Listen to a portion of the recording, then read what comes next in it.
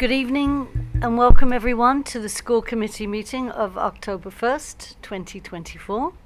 In front of you, you have an agenda. May I have an approval, please? So moved. I have a second. Second. All in favor? Aye. Thank you. All right, welcome everybody. We're going to open up with public comment. So I've been asked to read. Oh, okay. Something, if I may, through the Of chair. course, yes. So this is from Sarah Ray, and I will read this verbatim.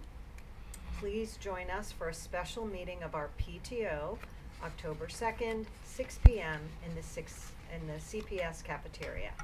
The Nantucket Parent-Teacher Organization needs membership. Please come if you have ever thought about getting involved. The PTO provides much-needed funding and support to our teachers and kids. Translators in both Portuguese and Spanish will be at the meeting.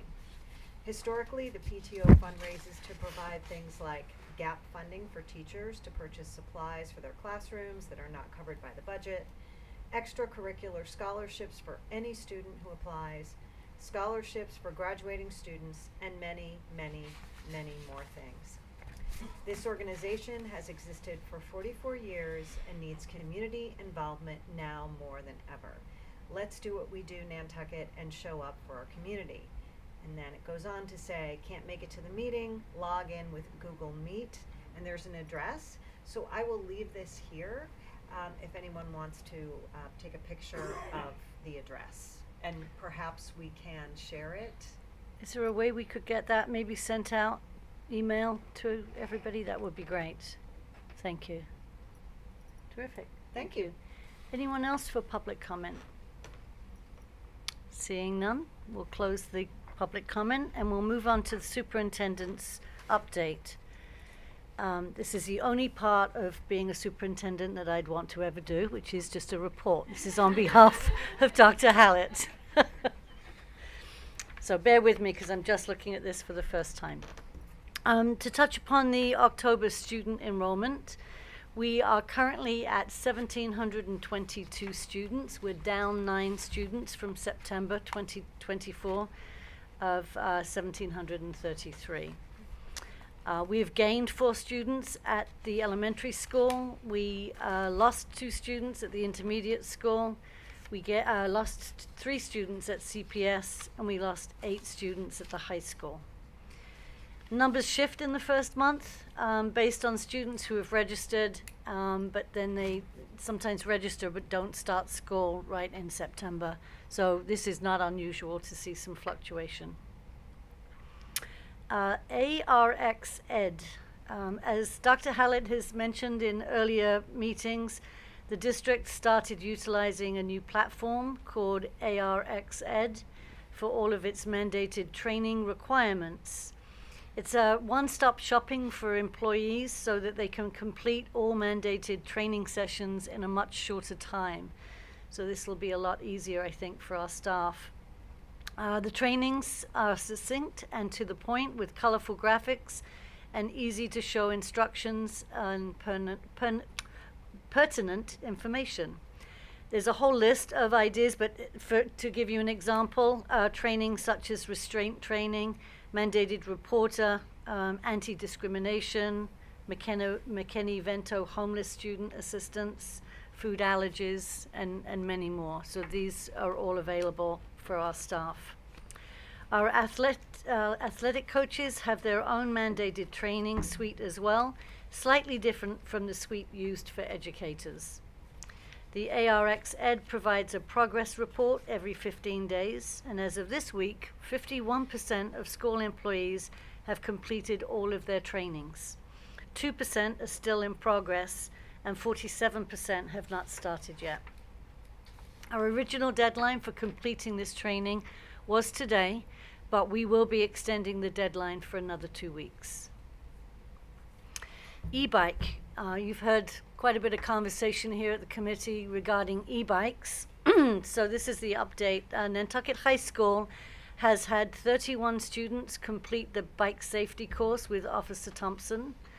4 high school students have officially completed all requirements, which is the course, meeting with the assistant principal, parent, and student signatures. NHS admin are currently working with Officer Thompson to schedule more opportunities for the course during or after school sessions, as well as during advisory, in order to accommodate as many students as possible. Updated permit stickers were ordered in August, and we're still waiting for their arrival. It is important for students to be reminded that they cannot park an electric bike with the battery in it within 10 feet of the building. Facilities is currently in the process of procuring more bike racks out front, as well as move the ones that are close to the building at least 10 feet away. CPS has had 2 bike safety classes with Officer Thompson and currently have 26 middle schoolers registered, meaning class completion as well as parent signatures on the contract. They will coordinate with the high school to do another combined class in the next week or 2 for students with new e-bikes. This is so exciting, and thank you all for doing that extra step, but I think it's going to make a world of difference, and I really appreciate that. Spirit Week and Homecoming Week. I don't know about you, but it was a little early for me. I wasn't ready. That wasn't in here, but just ad-libbing. You're like, the superintendent wasn't ready. That's me. Across the district, there was a lot of spirit on display during the past week, with students and staff members participating in spirit days planned by their schools and student councils. Homecoming was a huge success. The bonfire and pig roast was well attended. The annual hallway decorating went well, and all student participants had a lot of fun. The homecoming parade consisted of floats from 4 classes, the cheerleaders, and the football team. The seniors won both the hallway decorating contest as well as the float competition. This year's homecoming court was made up of 10 students, and the seniors selected Maddie Lombardi and Seren Chrysler as homecoming royalty. Many students were supported, who were supporting our games with a very active student section at the football game. Their theme was USA Pride, which they supported in force. The cheerleaders and Nantucket School and Community Pep Band added to the positive and exciting atmosphere. Unfortunately, our football, girls soccer, and volleyball teams did not win their homecoming game matches, but the field hockey and boys soccer teams did win, as well as JV counterparts. Dr. Hallett would like to thank Nantucket High School and Cyrus Pierce Middle School admin for their assistance in contributing to these remarks around e-bikes and homecoming activities. I'd say any questions, but I don't know that I could answer anything. Any questions? No, thank you. Don't you dare. Go ahead. No, at 5 o'clock, there was about a 12-year-old powering through the parking lot without a helmet on, an electric bike. I'm not sure what the answer to it is. At the age this kid looked, he was supposed to have a helmet. And it's immense nuisance value. If they don't burn the building down with the batteries, we'll be lucky. Yeah. Yeah, I think after school's out and after an hour or so after everybody's gone, when I'm picking up students at school, I see students flying, and I do try to stop them or call out to them. Well, we But- can ask Officer Thompson. Well, yes, I guess there are there's cameras, so we could, but I think this is gonna go a long way, and let's hope that kiddo hadn't taken the class yet. And we'll learn the right way, but I think we've certainly, we're heading in the right direction around safety. I have a question. Yes. I know we have our program. I know Jim Perlman hands out helmets, and I'm sure we have something here. Do we work with? I guess I'm looking at you up there. Do we work with Jim on? When Do you want to wait till you're you gonna do? come up. Okay, I'll save it. Yeah. Okay, thank you. Yeah. I find if parents wear helmets, then the kids will also accept looking a little dorky. Yeah. I mean, that's the only reason not to wear one. Right. Do you guys No. agree? My motto is always safety is cooler than no wearing helmet. Yeah. Yeah. Well said. I like that. You didn't We should introduce get the those T-shirts. students. Yeah. No, I like that. I got a student that comes to the house and they have a very cool helmet, and a lot of the kids are like, "Oh, where'd you get that from?" I think that's the key. If we can design cool helmets, I don't know what cool is, but yeah. I didn't introduce our 2 new school reps, which is very exciting. We get 2 this year. That's exciting. It is. And so I'd like to welcome Celia Wendelkin and Nora Sullivan. And they're going to be alternating. So yeah, Wonderful. welcome. And Welcome. don't be afraid to speak up, because that's what we want from you. But it's lovely to have you both here. Thank you. Okay, so moving on, we'll go to presentations and discussions, and we will ask Officer Thompson to come up, please. You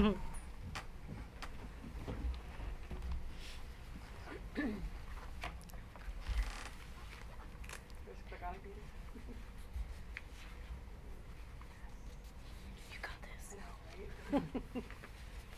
All right, so I think everyone here knows who I am. So I'm Officer Cassie Thompson. I'm the school resource officer for the district, and I have been for 9 years, I think now. I have 2 kids in the district, elementary school and intermediate school, as well as my significant other who's in the high school. So as I said to the staff during their lockdown and emergency training in August, my entire life is in these buildings. So the safety of the school is super, super important to me because literally my entire life is here. So that's my goal, is to make sure that we have some of the safest buildings here on the island. So for those of you that don't know, most of this has not changed from last time I gave this presentation. I work 7 a.m. to 3 p.m. Monday through Friday. I try to assist with traffic in the morning as much as I can. Sometimes I'm stuck in it. I try to check in with all the front offices. I teach a criminal justice class to juniors and seniors as an elective. I try to drive around the grounds. I walk the buildings. I probably average like almost 15,000 steps a day. I drop in classrooms as much as I can. Mostly at the lower schools, it's a little easier to drop in classrooms there. And then if I need to, I consult with support staff, with any student concerns. And then again, at the end of the day, assist with pickup, traffic, kind of I get called around. So that's my typical day. Here's some pictures as always. There's Nora's mom, right here in the back of my cruiser. That's a preschool touch-a truck. This is my friend Arthur. He and I made the cover of the Inky a couple years ago when he was in kindergarten. So every year now we take a picture on the first day of school. Oh, nice. So he's my boy. I love him. He's in 2nd grade now. We did participate in the career fair that we had here in the spring for the upper class, for the high school, which was great. Farrell Deuce is there. She is a former Nantucket High School student. And I taught her in class. It makes me feel really, really old that she's a police officer now. So in addition to these days, my typical day, I've done lockdown training for all of staff. I did it in one day, which was fantastic. The entire district in one shot. It's the most amount of people I've ever presented to, I think. Any student parent meetings, I assist DCF with any open cases if they call. Any juvenile court cases, which we do not have any right now. Investigate any potential crimes at school. Assist with any medical emergencies and coordinate an ambulance response. I've worked really hard with the fire department to make sure, like if they get called to the nurse's office in the high school, they know exactly where to go. They're not walking through the entire building, disrupting the school, violating kind of some privacy kind of deal, that we can go to like right to the back door instead of the front, if we're, wherever it needs to be. If I attend any meetings I'm requested at, like the emergency management meetings, and then I try to go to lunches, recess as available. Kindergarten recess, probably my favorite. They are just like happy to be here. If you're having a bad day, go to kindergarten recess. Anything extra? So some of the extras I do, Halloween safety bags. We're going to do that for preschool through 2nd grade this year. The sheriff department purchases those generally. I do 4th grade bike safety in the spring with Young's Bike Shop. CPS usually has me in their health classes to talk about internet safety and personal safety. I've done the 9th grade health classes, talk about with the drunk goggles and alcohol in teens. I've guest spoke in some classes. I was requested last year. I guess they were doing a little history lesson on the Boston Marathon, and since myself and Miss Kelsey Perkins, the school nurse, ran it last year, they invited us in to talk about it. We've done crossing guard training with our facilities and grounds crew. I check the cameras every month to see which ones are down, and I let the building facility heads know, as well as Chip know, that these cameras are down. So I consult with the private schools as they see fit. Bike helmets and locks for students in need. So the sheriff department provides me with bike helmets and locks. NIS has probably already gone through 2 dozen. NES has a trash bag full as well that I told NIS to go grab. I just texted to get more bike helmets. So we are passing them out. To be honest, the older kids won't wear them. Unless their parent is going to make them wear them, they're not going to wear them. There's also a law that says I can't ticket for a bike helmet. We want the parent, instead of paying the ticket, to go buy them a bike helmet with the money of the ticket. So we as a school district and like as a police department could say like bike helmets, but it really comes down to parents. Yeah, that's who's going to have to enforce it. So I see kids with bike helmets on their bikes or unstrapped on their heads. But you know, especially at NIS, they've handed out like 2 dozen bike helmets, and kids are wearing them down there at least. But the upper schools, they pretty much won't. A couple kids that we had in the e-bike classes, they said like, oh, I ran into a car this summer and now I wear a helmet because it scared me enough. I was like, that's fantastic. Take the example. And the other kids were like, I'm not wearing one. I'm like, okay. Yeah. So only so much we can do. If the FOMS holds their bike-a-thon, we attend that. We do touch a truck and touch a boat day with pre-K. I coordinate the Coast Guard for that, fire department, NPD, Special Olympics. Do the driver's ed class for the community school. So they come to this police department for one of their classes, and we walk through as if someone was arrested for drinking and driving. And we walk through what that looks like. You guys have probably attended that class, right? And we talk about that kind of stuff. I've done now the e-bike safety class for CPS and high school students. So we've done 2 after school, 2 during advisory, and I told the administration I'd be willing to do like 1 a month just to, you know, catch up, and then probably after Christmas do a couple extra because kids get them for Christmas time, and so on and so forth. I do want to note that after the fire department sent out that notice about the e-bikes being away from the building, the kids have done a really, really good job. If you looked at the front of CPS, they would always park along the bottom of the gym. There's like no bikes there anymore. Like they were told no parking there, and they've done a fantastic job of not parking their bikes there, so I got to give them credit for that. And then we attended the career fair. So again, some more photos. This one's my favorite from prom. The bottom. So some good times. They were not happy I put that photo in, but that's okay. Any questions? I know that was a lot in a little bit of time, but the only thing that really changed on there is I added e-bikes, and I no longer coach hockey. So I retired from coaching. It's the only thing. Tim. Do you liaise with the police department? Yep, I am the police department. So No, but I mean, yeah, so anything that comes up, I attend briefing every morning. So at 7 a.m. I'm there with the entire day shift. We go over anything that happened the night before. So if anything was crazy that involved our students or our students' families, we can at least make sure we're aware, so that if something happens in school in the morning, like a kid is, you know, having a really hard day, we can be like, where did this come from? And we might be able to, you know, be like, oh, you might want to give them a little extra care today, kind of deal. It might need a little extra TLC. So, but yes, we are. I mean, I got calls on Sunday about something. I was literally in the movie theater, and I texted back saying, I'm in the movies. I'll be out in an hour. So, yes, all the time. Sometimes at night when my phone is on Do Not Disturb too. So. What are the biggest issues you're dealing with in the different schools? Traffic. So the biggest complaints I would say is traffic, the e-bikes. So, and I hate to say it too, like not really police related, right? Because the traffic, people aren't doing anything wrong. There's just a ton of it. People complain about people dropping their kids off like on Surfside Road. They'll just like pull off to the side and drop them off. There's nothing illegal with that. People just don't think it's that safe. But traffic is also like moving at about a snail's pace on Surfside Road in the middle of school drop off. E-bikes. We obviously still have like vaping and stuff, but I'm not seeing a ton of like having issues with that. If anything, kids are getting smarter about it. I actually just, another SRO in a different town sent out a little notification that like a key fob now, they have vapes that are shaped like key fobs that you can purchase online. Like no problem. Like I could go online right now and buy it, put a fake birth date in and be okay. So my goal this year is hopefully to get some of that information, those like little things to the admin, and they can like maybe put it home in their like monthly parent newsletter, just to be like, hey parents, heads up, look for these things. But traffic and e-bikes are like the biggest things right now, unfortunately. So I know during and immediately after COVID, we're all concerned about kids and adjustments back Mhm. into the classroom. Are you seeing any residual effects of that? not really. What I think has been great is that like the school district has done a really good job of getting trained mental health professionals in the district, and so it's kind of taken a lot of that off of me. Because not that I'm a mental health professional by any means, but we have legal powers to bring someone to the hospital against their will, right? Which we never want to do. But I think we're seeing that, but I think we're also seeing that we have a really good staff here that kind of gets to it and like gets to the problem before we have to get to another level. Are there offhand chances that we have to bring a child to the hospital because they need to be evaluated? Absolutely.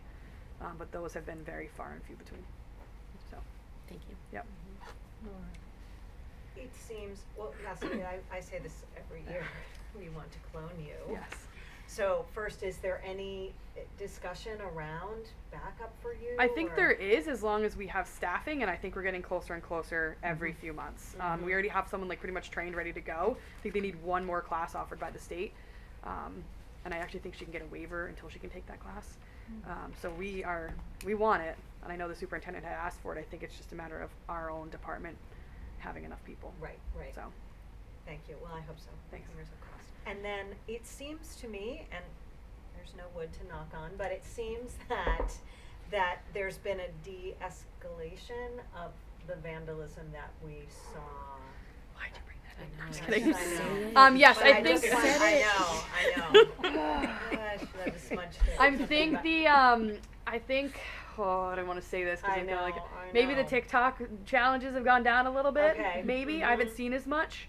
So this Cape and Islands SRO, there's a Cape and Islands SRO group, and we meet monthly, and we talk about Nice. trends, and we have email chains going, and we're one of the only in the state actually that like have a set group, It's fantastic. which is awesome. And so we share these trends, right? And so I have not, knock on wood, Yeah, gotten any emails as of late of like, hey, we're starting to see this creep up in other schools. Because usually if you see it in one school, you're gonna start seeing it in other schools, Right. right? And we have not gotten those emails, and I'm none of glad. that. So, I'm which glad is to hear great. that, and I'm also glad to hear that you have that cohort. Yeah. Because I know Sandwich has had some difficulties in the past couple of months, and I just think that conversation is so important. yeah, so we have it, which is glad to great. hear Like, that. we'll even, we send emails back and forth about anything and everything. Anyone seeing this? Anyone heard of this website? That kind of stuff. So, That's great. yep. Thank you, Cassie. Yeah, that's great news. Celia, any comments for Officer Thompson? Not that I can think of, but it's great that the issues that were kind of last year and the year before seem to be going down a bit, because it honestly started getting rough for the students as well. Well, and I think that's kind of like on you guys as well, right? Like, I think you almost need to police yourselves sometimes Yeah, and call each other out on it. And I think you guys were doing that. Yeah, at a certain point, it was a lot of discussion where, like, I know we had the conversation a few times. Like, we were just like, at this point, we're just mad at the kids our age for doing that, because it made things difficult for us, and Yeah. I think other people had the same conversations. Yep. Nora? Any No comments? comments. I think Cece summed it up. Great. Yeah, thank you, Cassie. As I would say, as Laura said, I wish we could clone you. But I'm glad that that's in conversation, about cloning. adding the cloning, yes. The cloning. Yes, the official cloning. I would love another person, don't get me wrong. So, Yeah, I know. it would be, that for me, for 1,700 students, Yeah, it would be fantastic to have another one. But I understand the staffing part of it too. Yeah. So, do what I can. yeah. Well, thank you. Thank you for Thank another you, great Cassie. Thank you. report. Okay, I invite Jennifer Saradellis and Tracy Malin to come up with the high school handbook updates.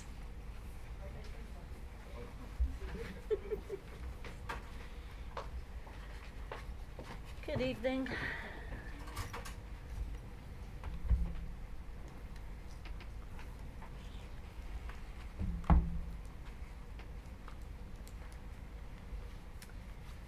Okay. I know you saw the little cheat sheet that we gave. A lot of it was some language cleanup. As you know, last year Jen and I worked to switch everything to a chapter format, so that was pretty time consuming. So this year we took a look at some language and some clarifications. I was gonna start on page 11 with the big things on attendance policy, but since we read the Friends thing, I just want to point out that we did add Friends information on page 10, which had not previously been in there. So. Page 11 starts on chapter 3, our attendance policy. We did quite a bit of revision and reworking here. We added a section for a rationale on why this is so important for our students.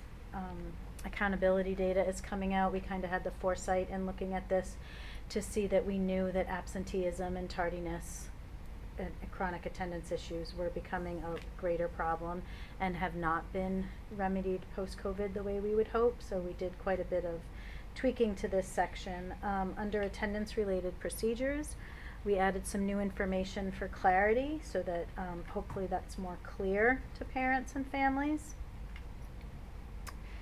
Page 12, we updated and revised some language for clarification and updated the number of absences for notification so that parents, if my memory serves, are getting notified sooner by an Aspen email or admin reach out. We also added language about Keep Them Coming program, which we work through with Officer Thompson in the District Attorney's Office.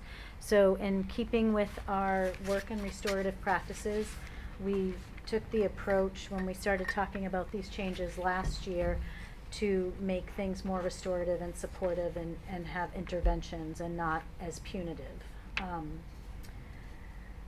Checking Aspen, and we also put in a section about filing CRA and 51A policies, which are if parents are also in need of support. CRA is child requiring assistance petitions, which we can have if we get to that point, has a broader outreach. One of the sticky things that we've noted though is that like upper adolescence in high school is this weird gray area between 16 and 18 that they don't really fall under an agency or a law. So if you're under 16, we could file a CRA. 51As are for children under the age of 18, but I know Cassie left. I feel like the impression we've been given if kids are 17 or 16, it gets kicked back to them. So it's important that we really catch them as 8th, 9th, and 10th graders before they hit those ages so that we can put some of these interventions in place. What else is there? We added assistant principal to the attendance review process. And we did a little bit of revising for dismissals of students who are over the age of 18 or over, just to make it clear that while, yes, legally they can sign themselves out, they will still need to check with one of us so that safety and security situations. And if they are not legally their own guardian yet, then we will notify parents still. We did some aligning in this section also to align with the athletic handbook that was worked on this summer. And added the Massachusetts general law and a glossary for some of the terms that are used in the chronic absentee policies. So that was attendance. The other major shifts, we took a little bit of inspiration from Martha's Vineyard. And on page 18, we changed our cell phone policy to mobile technology since it now encompasses smartwatches and earbuds and tablets, other electronic devices. One of the big language changes was all student cell phones and other mobile devices, as noted above, will be powered off and stored in a designated cell phone caddy upon entry into a classroom for instructional time, advisories, and all detentions. At the conclusion of a class, detention, or other instructional activity, students will collect their cell phones from the caddy as they exit the room. So they are off and away during instructional times. The students are still allowed to access them during their transition times from class to class and during their lunch breaks. We added the language of the expectations. And just to make it clear, we outlined possible consequences that are progressive in disciplinary nature and restorative in order to be educative.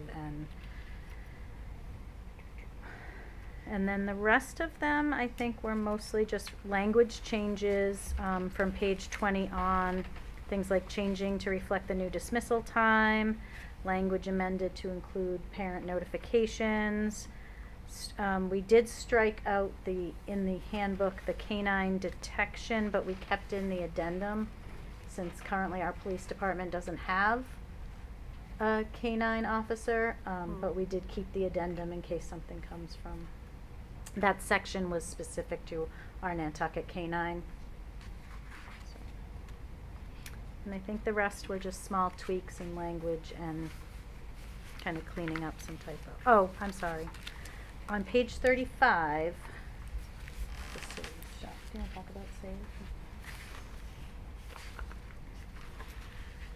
Under student health and student responsibilities.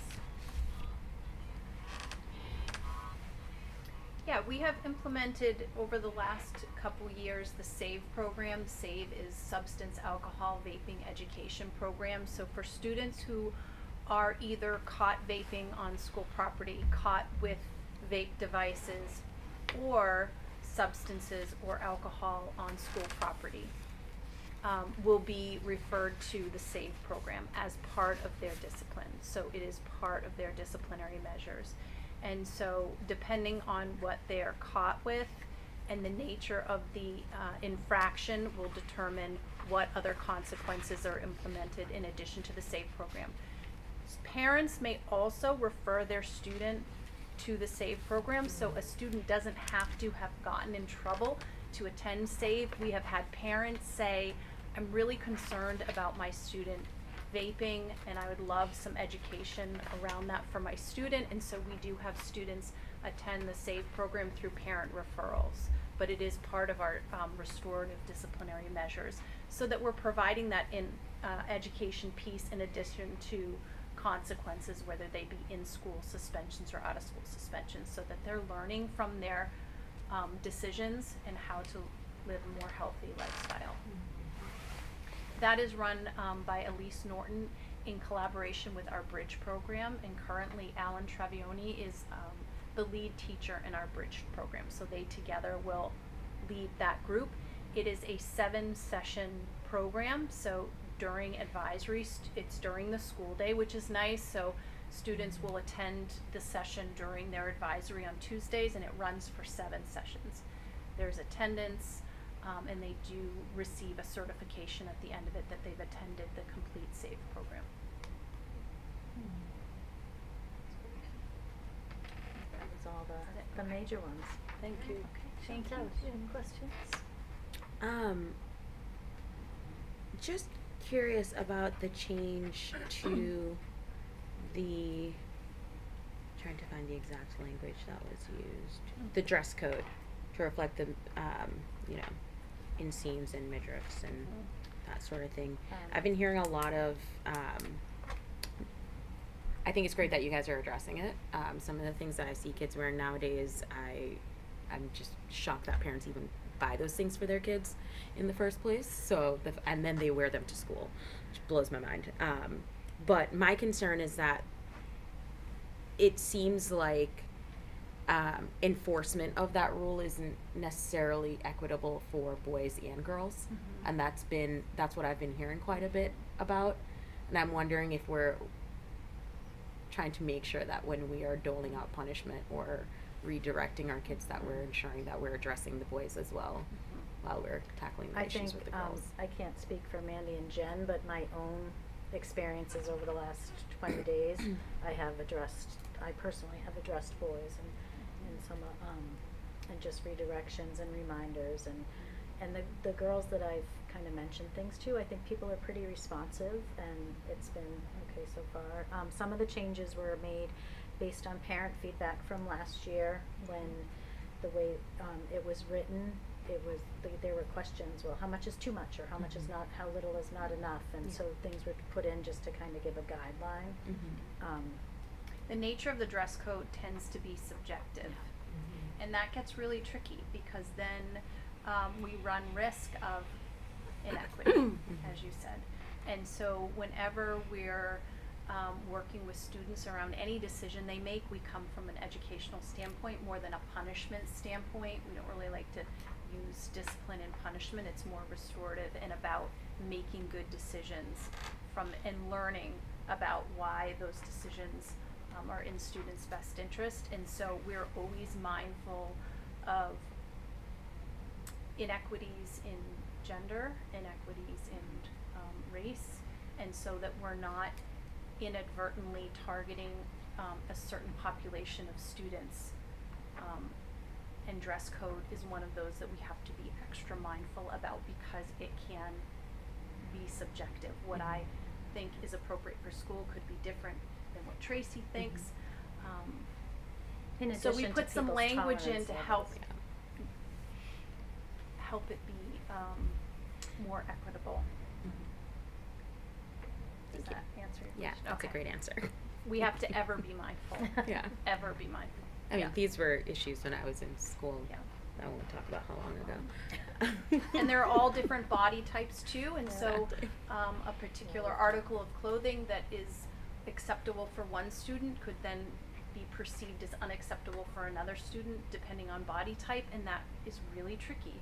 And so we have to just have those conversations with students with care and making sure that we are being mindful of the language we use, how we're speaking to kids, privacy, because it can be delicate and students are trying to make certain statements and figure out who they are, and their clothing is huge for them right now. And so how we address these with kids, we need to do so in a delicate way because they're trying to build their persona and demonstrate their interests and who they are as a person, and we want to make sure that we're not impeding that, but also guiding them in the right direction to be appropriate for school, the school setting. It's training them to be in a professional environment. Correct. And so that's where we, that's the platform we use to help normalize it, that it's, if you were in a professional setting, would you wear that clothing, and why might that not be appropriate? So coming from a more educational standpoint, as opposed to Miss Sardellis doesn't like that article of clothing, or I wouldn't wear it myself, and so you can't wear it in Right. school. To try to take the personalization out of it, but also work with them in a personal way at the same time. And modeled by our teachers and our staff. Correct. One would hope, right? Correct. Great. Laura? I just have one question about the SAVE program. What happens if they don't attend all 7? Yeah, so then they don't get a certificate for it, but in some cases, the, gosh,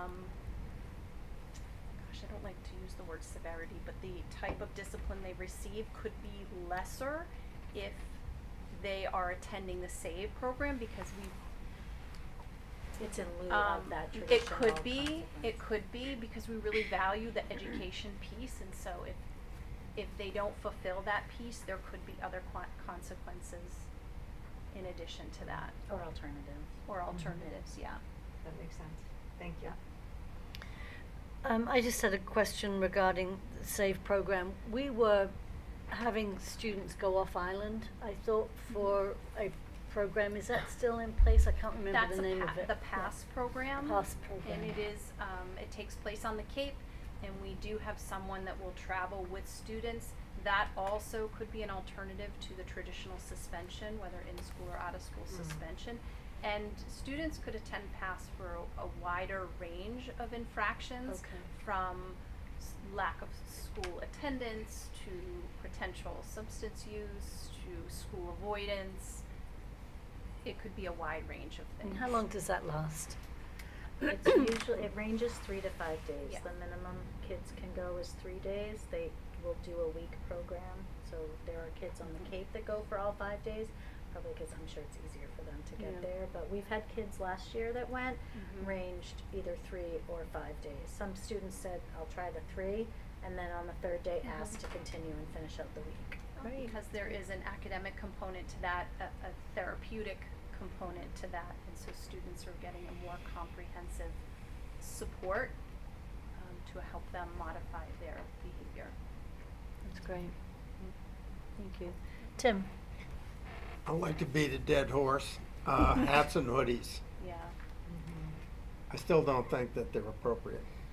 I think with hats and hoodies, you can't tell who's coming into school, really. And I know we've disagreed on this, and we'll agree to disagree. We appreciate Duly your noted. feedback. We do. Now, another thing, in between classes, if the kids got to get their phones or whatever out of the caddies, is there an accommodation for the time that's going to be required? Because you got a classroom of kids that are trying to get the caddies, get their stuff out.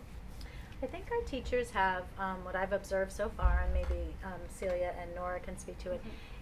What I've seen with myself is it's pretty orderly. People have pretty good exit routines, and it's just kind of a grab and go. There's not a mad dash for them that I have seen. They're usually positioned by the door, so you're just grabbing on your way out. Would that be accurate? Personally, in my classes, class usually ends a couple minutes before the bell rings, just so that we can put our stuff away, grab our those stuff, cleanup routines. get our, like, you know, if say the papers everywhere, you can gather those. So that's also including the time to go get your phone. Personally, I usually wait a couple minutes because there is sometimes more people heading towards the phone caddy, but it's never like disorganized or chaotic. Thank you. Any other questions, Tim? No. Questions, thoughts, comments? No comments. Yep. Okay. Thank you. Thank you Thank so you much. both. Okay, we'll invite Martin Equiloff to come up to talk about our budget calendar. Good evening. Hey, Martin. So, for us, the budget really starts beginning of September. This year, actually, I received an email from the town in August to give them a roll forward projection because the finance director of the town and the town manager presented to the select board at the beginning of September. This year, it happened to be 11th of September. They have to give a preliminary forecast on revenues and expenses for the town. And that's where my initial process starts to see what it would cost to move the budget of the school into FY26. Budgets were sent already on September 20th to everybody, individual departments and individual schools. Again, those for the most part contain increases on the payroll side, on the salary side, and that's in line with the existing personnel and existing contract and agreements. And then on the operating side, which I've emphasized numerous times in the past year, we have kept the budget pretty much the same, but we have asked the town to incorporate the $400,000 that were given as a one-time expense increase request last year into the operating side of the budget. So that's just very preliminary initial discussions with the town. We have a meeting scheduled on November 5th with the town manager and the finance director. That's a yearly meeting. Myself and Superintendent Hallett attend, and we meet with town, and we have a formal conversation about budgetary needs and what town sees on their side as well, because we obviously are working with a limited amount of revenues. There is a finite amount that we cannot go over. As far as the budget calendar goes, we've already had a meeting with the Capital Program Committee. Myself, the Director of Facilities, Chip Clooney, and Superintendent Hallett, and the new Director of Technology, Stephanie Holban. We met with the town. We presented our requests. They total $2,029,000 for FY26. Those, just for everybody, refresher, is expense over $50,000. Next year, we want to focus on safety and security, on camera replacing the camera system throughout the whole district and making it unified. We do have the yearly $450,000 ask, which is building improvements. Those vary. It could be outside of the building improvements, whether it's shingling, roofing, or any kind of indoor improvements. Window replacements also on the outside. So those are usually incorporated into this $450,000 yearly ask. We also have a $609,000 request for IT infrastructure improvements, which would include possible replacement of our phone system and other improvements throughout the district. And we have a $270,000 request for a new elementary school vestibule. So those were already presented. We answered, everybody involved on the call answered detailed questions from the Capital Program Committee, and we're hopeful that in their deliberations later this year and the beginning of next year, those would be approved for FY26. As far as budgets, just to continue on that, so I've sent the budgets. I've given a date of November 1st. Several people have already responded. It's an initial process. Then we have scheduled meetings throughout November, December. Then we come to the school committee in January. On the January 7th and January 21st, we have the two budget packages presented. We start with the first meeting, usually is facilities, athletics, the community school, and technology, and then all the schools, special education, and elementary, English as a second language go on the second meeting on the 21st. I believe town is coming on the 21st as well. That presentation that I just mentioned that was delivered to the select board on September 11th would be updated after our conversations with town and their internal discussions, and will be presented to the school committee. So you can see the whole picture of the town, obviously the school side, but also all the other departments, what their requests were, what was approved, and things like that. Town meeting this year falls on a Saturday. This is May 3rd. That date, I believe, has been confirmed now. That's when it's the final vote on the budget. Prior to that, in February, we are going to have an open budget hearing that the public is invited to ask questions, any questions about our budget. And after that, we present to the Finance Committee later on in February, as we have every year. Those presentations would include all increases and everything that would go into FY26. So, Thank you. any questions? Chantal.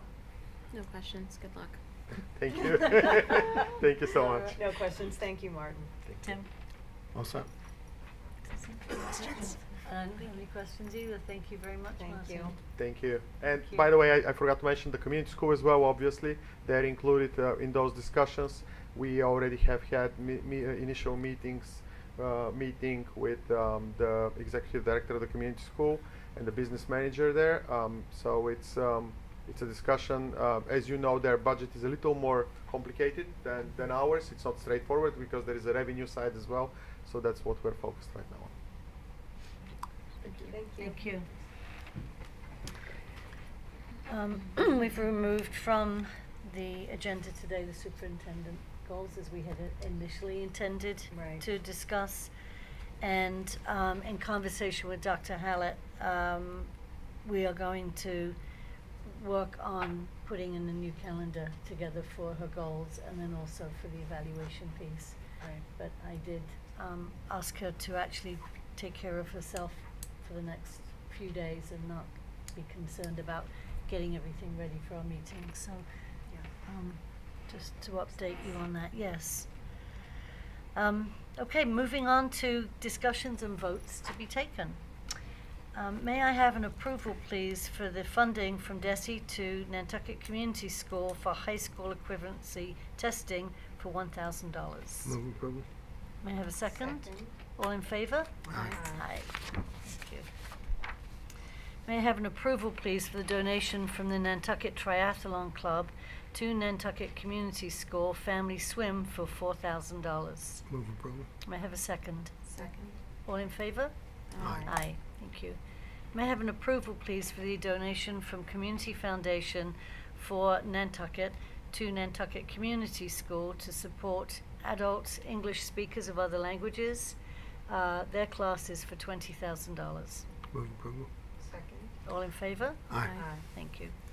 May I have an approval, please, for the donation from the Community Foundation for Nantucket to Nantucket Community School to support their summer boost program for $9,000.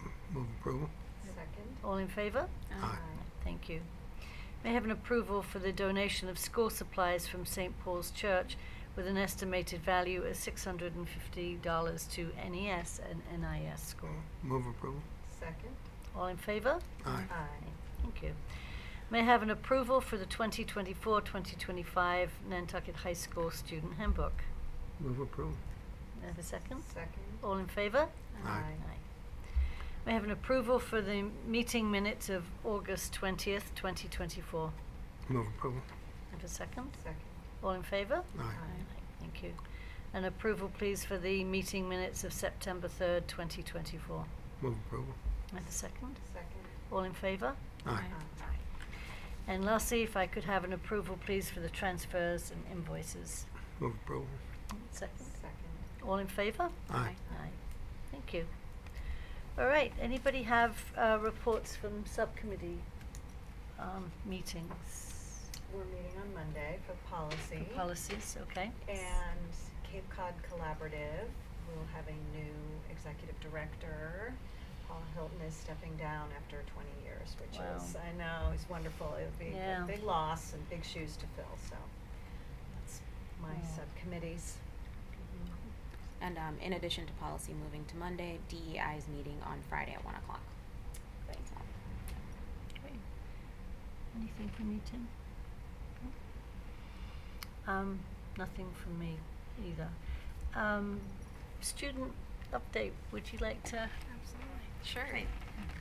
So I'm Nora Sullivan. I'm Cecilia Medalkin. We're going to be alternating who is reporting at each meeting, but for the first meeting, we thought it would be good to both report out on the beginning of the school year and just introduce ourselves. So overall, it's been another good start to the school year. Students have been busy getting back into sports and their extracurriculars, as well as adjusting to their new classes. In the first 2 weeks of school, I think a lot of students were having a little bit of trouble navigating the new schedule and the new bell times, but it seems that everyone's starting to get the hang of that. And yeah, I think it's also been beneficial for a lot of sport-related absences. Yeah. Yeah. Been tricky though. It's a change, especially for us seniors. We've had the same thing for 3 years. This past week, we just had our homecoming events, as the superintendent summarized, but I've got some more details on that. We started out with the homecoming dance. It was Saturday the 21st. Student council was selling tickets the week before and set it up. So they worked very hard on that. We sold about 140 tickets, I believe, and pretty much everyone showed up. It was good attendance. Great participation from all the grades. The underclassmen definitely were a little bit shyer on that, so we're hoping that maybe the upperclassmen can encourage the underclassmen to kind of, you know, have fun during homecoming week. It's fun stuff. There were games, snacks, dancing, photo booth, which was fun. Spirit Week was great. Lots of participation from that. Monday was Red, White, and Blue Day. Tuesday was Dress to Impress. Wednesday was Celebrity Cartoon Character Day. Thursday was Color Wars. Friday was Whaler Pride. Wednesday was hallway decorating, which was a lot. Lots of fun. For themes, freshmen did Surf's Up, sophomores did Stranger Things, juniors did Peter Pan, and seniors did Seniors in Seussland. And everyone did a fantastic job. The hallways looked amazing. Definitely was a lot of work though, and with the very early homecoming, it was a bit of a hustle to get it all together, but it went well. The pep rally was great attendance, as the superintendent said. Lots of great spirit. The booster club and the varsity cheerleaders did a fantastic job organizing it. Everyone was super pumped. Games were great. And the bonfire was lovely. The bonfire is fantastic because it's community and school members who show up to that, so it's a nice mix. Homecoming parade was Saturday morning. Floats from each grade as well as the cheer team. And then Saturday was also the games with the NHS pep band and the cheer team during the football game. Yeah, that's about it for homecoming. It was a great week, very busy. Along with sports starting back up again and homecoming, there's also been more former clubs that are starting to reassemble, and also a lot of new clubs that have been started this year. Some of those clubs are Veritas, Book Club, Diversity Club, Quiz Bowl Club, and many, many more. And today during advisory, we had a club fair where all the clubs and other organizations were able to be in the Hall of the Whale and sort of introduce themselves to students and give students the opportunity to sign up. And today was also picture day for students and staff, which is, it's always a nice day, you know, getting to see everyone all dressed up, and yeah, so I think that's all we have for this week. That's Yeah. great. Thank you. I knew of a couple of students who got the Spirit Days confused, so the Dress for Success, they arrived as a cartoon character. But, Yeah. you know, makes you stronger, right? Exactly. Yeah. Success, what is that? Our agenda, again, we will be having a homeschooling report, the school improvement plans, and we were going to look at the superintendent's presentation of evidence, but we'll probably move the goals to that meeting. But that we'll figure out with Katie and Dr. Hallett. And just as a reminder, I think there's one more ad that's gone into the paper. Is that correct, Katie, for the open seat on school committee? And then that will be closing, and there will be interviews set up, and that will be in a workshop, and you all will be participating in that, and it will be a workshop, and will be certainly open, public. It's a public meeting.